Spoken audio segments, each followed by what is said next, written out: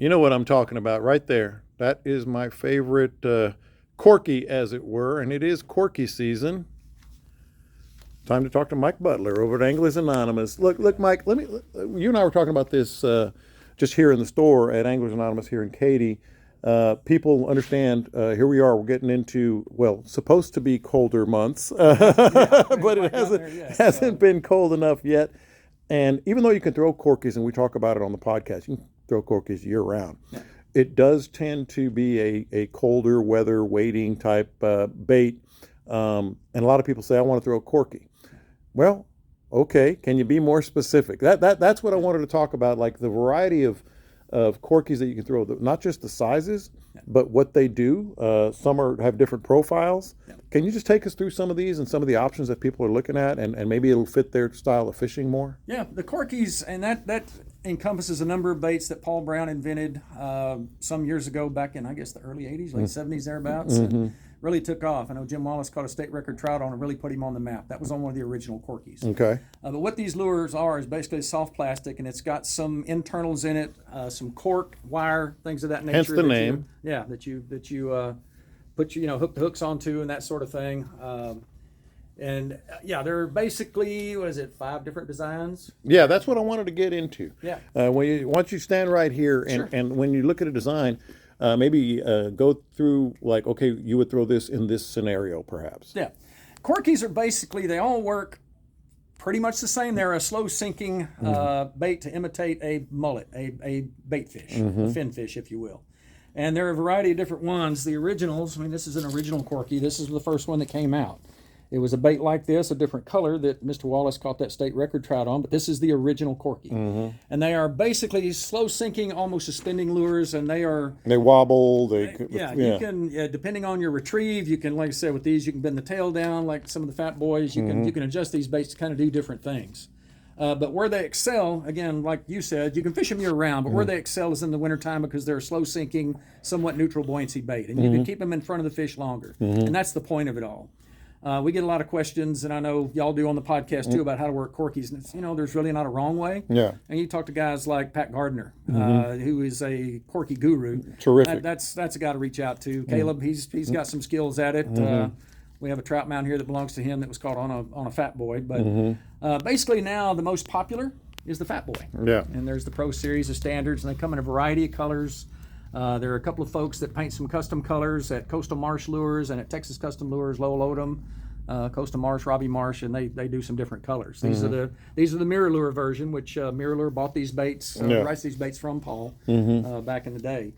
But there's really no wrong way to work these. And what I preach to people is kind of like situational awareness. Vary your retrieve up. When a fish hits, pay attention to what you were doing. Yeah. Just pay attention to what's going on. Now, if we step to the side, yep, these don't look like your daddy's corkies. No, that is the devil.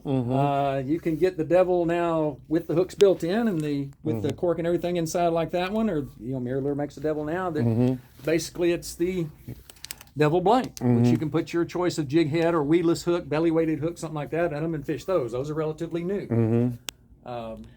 So yeah, there are a lot of different things. When you look at the fat boys, you have the standard fat boy, which is a slow sinking. Again, you can modify the bait. You have what you call the fat boy floater. You can tell the floater because all the floaters have a gill painted on them. Okay. That is a floater. There's a couple of differences. The floater has a bigger hook in the front. It does not have a rattle in it. All the other corkies have a rattle. And that's basically like a topwater. It's actually not. The floater in most water conditions is going to sink, but just slower than a standard corky. If you get down to Baffin, where the salinity is higher, that floater might actually float. It's going to stay close to the surface. Yeah.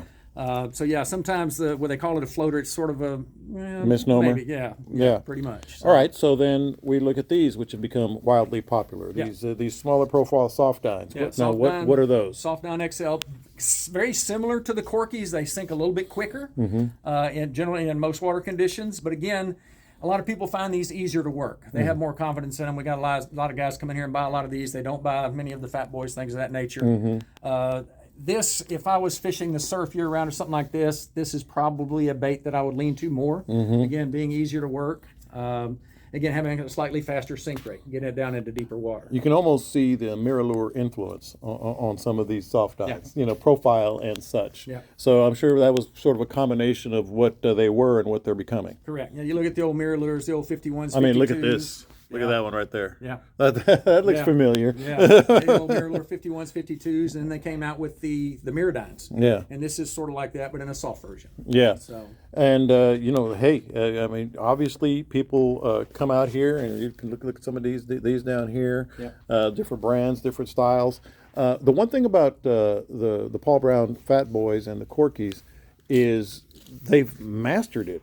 I mean, almost to the point of cornering the market. But there are other brands that try to do this, correct? There are some. There have been some, I hesitate to call them knockoffs, but people try to emulate what Paul did. Paul put a lot of research into these. Yeah.